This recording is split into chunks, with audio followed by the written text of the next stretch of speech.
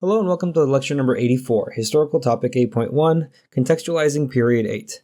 This lecture provides context to everything that happened in this historical period. It goes from 1945, that's the end of World War II, through 1980 and the election of Ronald Reagan. There's one learning objective, it's pretty broad, explain the context for societal change from 1945 to 1980. The first key concept explains how the world is changing in this period and how the U.S. role in the world changes alongside it. The United States responded to an uncertain and unstable post-war world by asserting and working to maintain a position of global leadership with far-reaching domestic and international consequences. The global leadership role is seen in the United States' membership in various multinational organizations. They are a founding member of the United Nations and a North Atlantic Treaty Organization, or NATO, the International Monetary Fund, or the IMF, and the World Bank. All these organizations are trying to either maintain peace, maintain security, or maintain financial stability in the world. They're also first to intervene on behalf of democratic allies. For example, in South Korea, when North Korea invaded, they went in and sent in troops. In the case of China, the US sent supplies and money to Chiang Kai-shek as he was fighting Mao Zedong and the communists. There were consequences for all of this. The United States increased their government spending as they were sending more supplies to the rest of the world. Through the Marshall Plan, they were giving aid to European countries for the purpose of keeping communism from spreading. The United States recognized that widespread poverty would lead to countries adopting, or at least considering, socialism and communism. This put the US directly at odds with one of their World War II allies, the Soviet Union. They were trying to do the same thing that the US was, but instead of trying to spread democracy and stability, they were trying to promote communism for their own security. They saw the rest of the world and the rest of Europe as a threat, so they wanted to create a buffer between themselves and the rest of Europe. The international consequences are seen in various interventions across the world. Most of them are in the context of the Cold War in an effort to keep communism from spreading. Korea and China have already been mentioned, but the US also sent supplies to the people in Berlin, Germany, when the Soviets cut off access to West Berlin. The US attempted an overthrow of the Cuban government and Fidel Castro with the Bay of Pigs, and finally the US involved itself in Vietnam, which turned into a quagmire where US troops couldn't keep the communist North from taking over. Now to the next key concept. The United States policymakers engaged in a Cold War with the authoritarian Soviet Union, seeking to limit the growth of communist military power and ideological influence, create a free market global economy, and build an international security system. The Soviet Union aimed to spread communism abroad and to build a buffer for itself in Eastern Europe. The map on the screen shows how Eastern European countries that bordered the Soviet Union in the West were to create distance between itself and Western Europe. The countries of Poland, Czechoslovakia, Hungary, Romania, and Bulgaria were satellite states of the Soviet Union. They had Soviet troops still there at the end of the war, and when the Soviet Union allowed them to have elections, they made sure that they would elect candidates that were friendly towards the Soviet Union. They are what become the Eastern Bloc. That's what builds the buffer. Stalin and the USSR did not want Germany to regain its strength as it had before and potentially invade the Soviet Union as it had in previous world wars. This explains their post-war actions in trying to keep Germany divided through post-war agreements and their backlash against Western allies when they moved to help Germany reunify. Germany was split up into different zones controlled by each allied power. The Eastern German zone was controlled by the Soviet Union and contained the city of Berlin. After World War II, the United States wanted to promote self-determination and capitalism in the region. President Roosevelt and President Truman tried to get Stalin to agree to this at the Yalta and the Potsdam Conference, though Stalin was not going to allow for that to happen because of his goals to protect the Soviet Union. In 1946, George Kennan, who was a diplomat from the United States, wrote back to the U.S. Secretary of State from Europe in an 8,000-word telegram, hence the name the Long Telegram. This message painted the Soviet Union as aggressive and dangerous. He was uncertain about any peaceful coexistence with the Soviet Union. This message will influence the U.S. foreign policy towards the Soviet Union for the next 40 years. In the message, he says that the Soviet Union is the aggressor, and if we don't stand up to them, they're going to roll over the rest of Eastern Europe. Therefore, the U.S. needed to also posture themselves in a strong position. One of the ways in which we did this was by creating the North Atlantic Treaty Organization, or the NATO Military Alliance. This stated that the United States and its Western European allies would come to each other's defense in the event of an attack. That's what collective security means. It was created in 1949 with 12 countries and now has grown to 30 countries in the present day. The Soviets responded to this with the Warsaw Pact. The Warsaw Pact included all of the countries that were in the Eastern Bloc, and they agreed to the same thing. It established an East versus West rivalry. The Warsaw Pact countries were going to not only promise that they're going to come to the defense of others, but also used their military strength to put down any insurrections that tried to overthrow the communist governments in favor of democratic ones. This happened in Czechoslovakia in 1968. The next key concept says the Cold War foreign policies led to public debates over the power of the federal government and acceptable means for pursuing international and domestic goals while protecting civil liberties. Similar to the end of the First World War, at the end of the Second World War, there was another Red Scare. This leads to a curtailing of civil liberties. That means that people were less likely to take on unpopular positions of communism or socialism publicly for fear that they would be prosecuted for it. There were federal laws that were written against joining the Communist Party, like the Smith Act, because the Communist Party's objectives supposedly included the overthrow of the US government and replacing it with a communist government.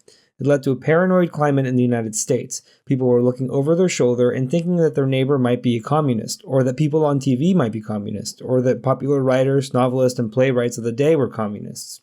Arthur Miller, the playwright, gets accused of being a communist by a congressional committee. Miller's response was to write the play The Crucible, which was a play about the Salem witch trials, though it served as a very thinly veiled allegory to the hysteria of the Red Scare. This is the time period in which the term witch hunt is popularized to mean a campaign directed against a person or a group with unpopular views. Anti-communist hysteria impacted people's jobs. Anyone known to be a communist could be in an industry blacklist and kept from getting a job. Through Executive Order 9835, anyone working or hired by the federal government had to take a loyalty oath to profess that they weren't a communist. A similar practice was also adopted in the entertainment industry. Senator Joseph McCarthy from Wisconsin was one of the people in the Senate that was leading the charge in finding communists inside of the US government. He abused the charge and continued to make claims about communist plots without providing concrete evidence. The actions of Senator McCarthy went far beyond what was acceptable or reasonable. He lost favor after he started accusing members of the U.S. military of being communists. When these interrogations were broadcast across the country, he came off as a bully by throwing around really crazy allegations, which he never produced specific evidence that would back up his claims. Even though McCarthy was disgraced, that didn't mean that there were not actual communist spies in the United States. Klaus Fuchs gave nuclear secrets from the Manhattan Project to the Soviet Union. Alger Hiss, seen in the picture on the top right, was working in the State Department and also was convicted of perjury, lying under oath about whether or not he had given secrets or was working for the Soviet Union. Finally, Julius and Ethel Rosenberg, who were executed for espionage, were also found to be communists. The next key concept talks about the gains in the civil rights movement. New movements for civil rights and liberal efforts to expand the role of the government generated a range of political and cultural responses. In the last historical period, the Double V campaign attempted to win against fascism abroad and racism at home. The civil rights movement continued to pursue its goals through protest and litigation in this historical period. One of the birthplaces of the modern civil rights movement is the city of Montgomery, Alabama. The Montgomery bus boycott started when Rosa Parks refused to give up her seat on the front of the bus to challenge a Jim Crow law. She knew that she was going to get in trouble, and it was a planned case of civil disobedience. She had been an NAACP field worker and wanted to challenge the law in Alabama that public transportation had to be segregated, that black people had to ride in the back of the bus or stand while white people were given priority to seats on the bus. She was arrested for challenging the law, and it kicks off an organized boycott of the entire public transportation system. Black residents of Montgomery would not be patrons to a service that treated them as second-class citizens. Walking in organized carpools were the only alternatives they had, and they kept it up for an entire year. The boycott ended when the Supreme Court weighed in and said that the segregatory practice on public transportation violated the 14th Amendment. In this instance, nonviolent resistance and litigation were responsible for bringing about change. Litigation, or taking legal action through the court system, was a fruitful strategy for the civil rights movement because it brought the support of the federal government when enforcing court battles. A critical case in dismantling segregation in the United States is Brown versus the Board of Education of Topeka, Kansas. It reversed Plessy versus Ferguson and declared that the separate but equal doctrine leads to inherently unequal facilities. The court expanded and said that in any segregatory system, the group that is segregated from the main group is automatically given a lower status, and that is detrimental to the people within the lesser group. Therefore, it violates the Equal Protection Clause of the 14th Amendment, and so therefore, segregation in schools should end. However, it takes a long time before schools actually begin to desegregate. A follow-up case to the Brown case called Brown 2 said that desegregation in schools should happen at all deliberate speed. That's not very specific, so school districts dragged their feet for 15 years. By 1969, in the court case Alexander versus Holmes County Board of Education, the Supreme Court looked at the numbers and saw that less than 20% of the school districts around the country had desegregated. Therefore, they called for an immediate desegregation of school districts across the country, and just like that, there was big change. This highlights the growth and the power of the federal government in dictating what must happen in people's everyday lives in order to uphold equality and to uphold civil rights. There's a slew of civil rights cases that are going to be decided during this historical period, and that has a lot to do with the Supreme Court's Chief Justice at the time, Earl Warren. Shelley v. Kramer will limit the enforcement of restrictive covenants on houses. It basically says that one can sell their house to anyone they want, whether they are white or black. In Baker v. Carr, the Supreme Court decided that in the drawing of representative districts, race cannot be a determining factor for where the voting district lies. In the Heart of Atlanta Motel versus the U.S., the Supreme Court decided that hotels in any place that serves in interstate commerce cannot discriminate against those who patronize their establishment. In Loving v. Virginia in 1967, the Loving couple seen on the bottom right challenged the miscegenation laws of the state of Virginia that said that black and white people cannot intermarry. It voids miscegenation laws of 15 states as a result of this decision. This is a period of judicial activism, and it's on behalf of civil rights and civil liberties. The next key concept goes on about these successes. Seeking to fulfill Reconstruction-era promises, civil rights activists and political leaders achieved some legal and political successes in ending segregation, although progress towards racial equality was slow. In 1964, Congress passed the Civil Rights Act. In 1965, they passed the Voting Rights Act. The picture in the top right shows President Lyndon Johnson with Martin Luther King Jr. behind him while he signs the Civil Rights Act of 1964. This act established that discrimination on the basis of race, color, religion, sex, or national origin was illegal in the United States. Unlike previous attempts at passing civil rights acts or the Toothless Civil Rights Act of 1957, this gave states and the federal government the power to enforce that law. The Voting Rights Act was similar. It said that discriminatory voting practices adopted since the end of the Civil War that diminished the political voice of citizens were illegal. And again, it gives the federal government the power to go after the states or counties or representative districts that were trying to disenfranchise minorities from being able to vote. However, like the key concept suggests, there was slow progress in achieving racial equity. Just because laws were passed and court cases decided in favor of protecting civil liberties, it doesn't mean that they were automatically enforced or accepted by the general population. One example is that it took 15 years before Brown was fully implemented and desegregation happened.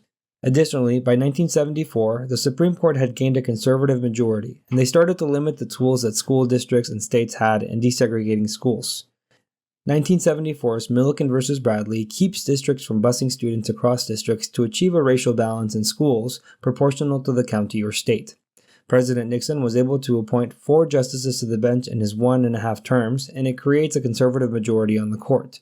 These justices will limit further progress on civil rights litigation on the grounds that the federal government's role had grown too large. The next key concept covers the other movements that grew out of the civil rights movement. Responding to social conditions and the African American civil rights movement, a variety of movements emerged that focused on issues of identity, social justice, and the environment.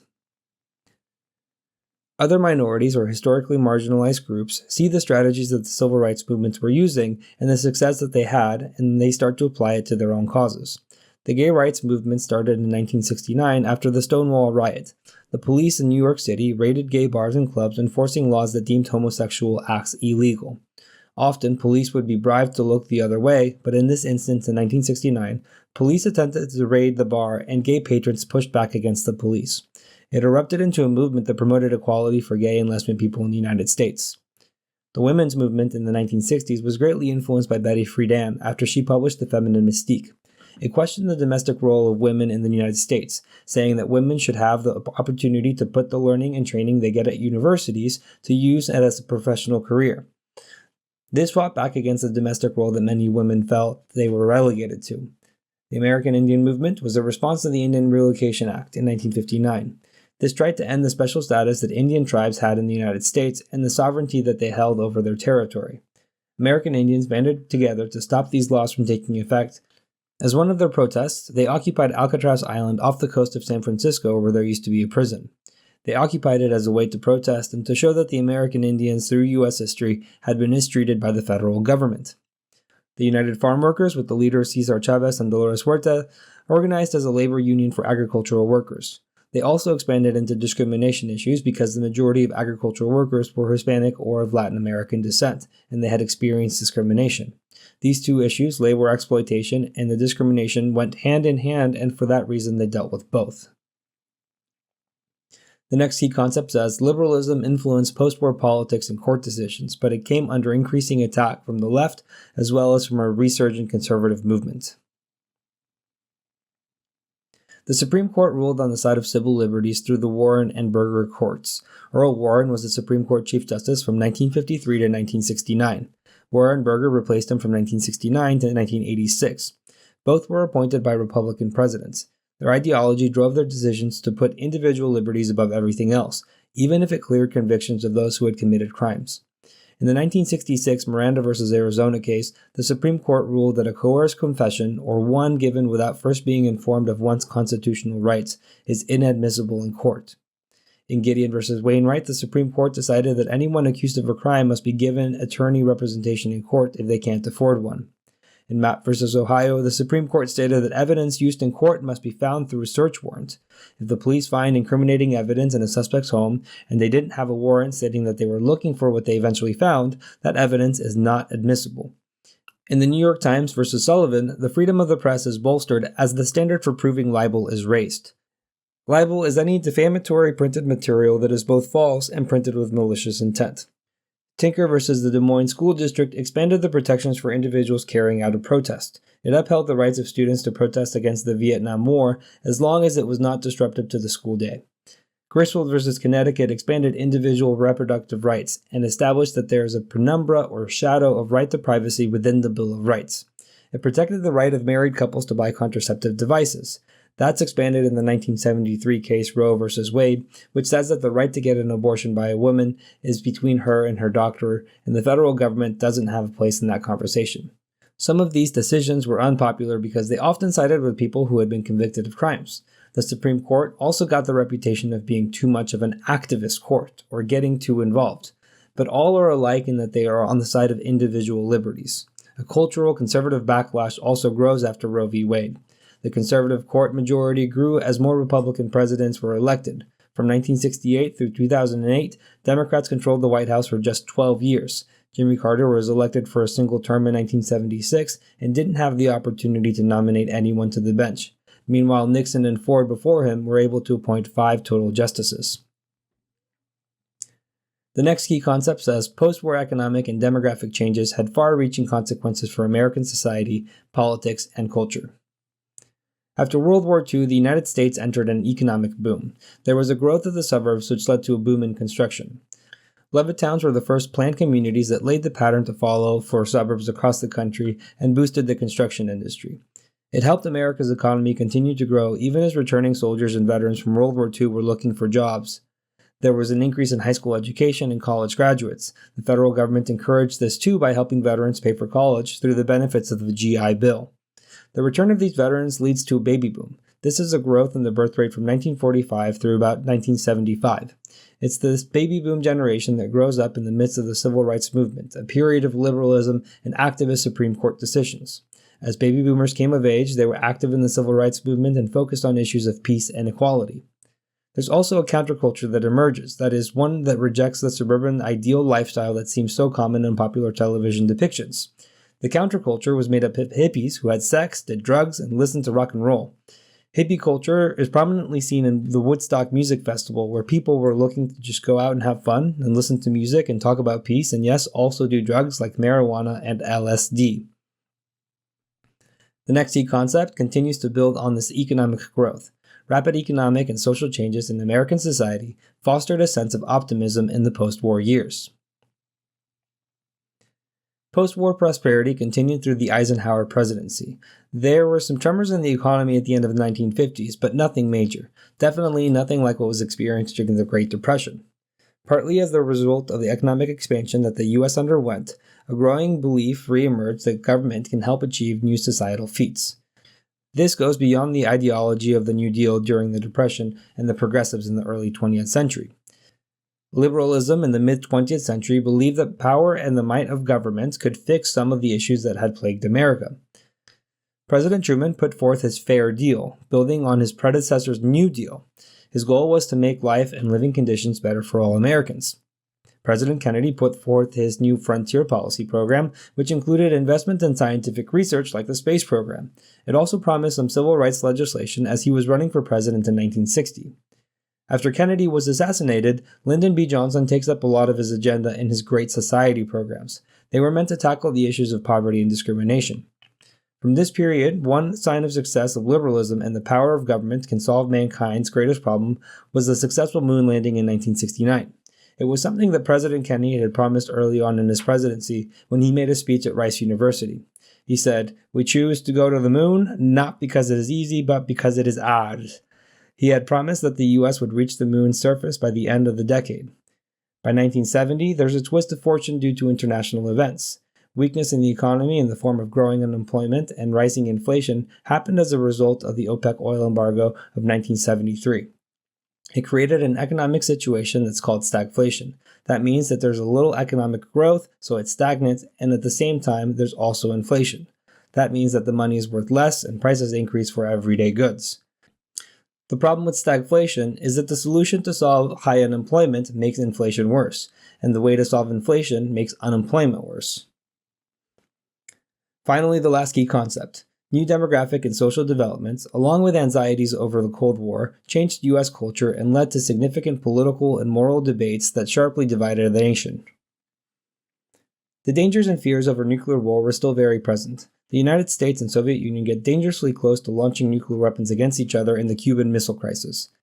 The Soviet Union had installed nuclear missiles in Cuba, and a U.S. spy plane spotted them just as they were close to being operational. The U.S. threatened to bomb the missile sites if the Soviet Union did not remove them, knowing well enough that the Soviets would retaliate. Ultimately, JFK and Nikita Khrushchev de-escalated tensions and the missiles were taken out. The encounter continued to influence the psyche of Americans until the end of the Cold War. Another big debate was about the U.S. involvement in the Vietnam War. U.S. involvement in the war was for the purpose of containment, to keep communism from spreading throughout the world, or Southeast Asia in this case. LBJ had originally promised to keep American soldiers out of the fighting, but escalated our presence after a supposed attack on American ships in the Gulf of Tonkin. Internal documents were later leaked to the Washington Post and New York Times, nicknamed the Pentagon Papers, summarizing all of the U.S. activities in Vietnam even before the Tonkin incident. It had turned out that the government had lied about the initial extent of involvement, the current progress, and the projected outcome. It started to seem like a never-ending losing battle, and it caused the American people to lose confidence in their government. Speaking of losing confidence in their government, we'll end with the Watergate scandal. It was an attempt by the Nixon re-election campaign in 1972 to spy on the Democratic Party. The people sent in to install recording devices in the Democratic National Committee get caught, and the president tries to deny any knowledge of the operation while simultaneously trying to throw off the scent in the FBI investigations. Nixon's undoing was the recording devices he had installed in the Oval Office and across the rest of the White House. Congress gets clear evidence that Nixon was trying to cover up wrongdoing, and before articles of impeachment can be voted on, Nixon resigns.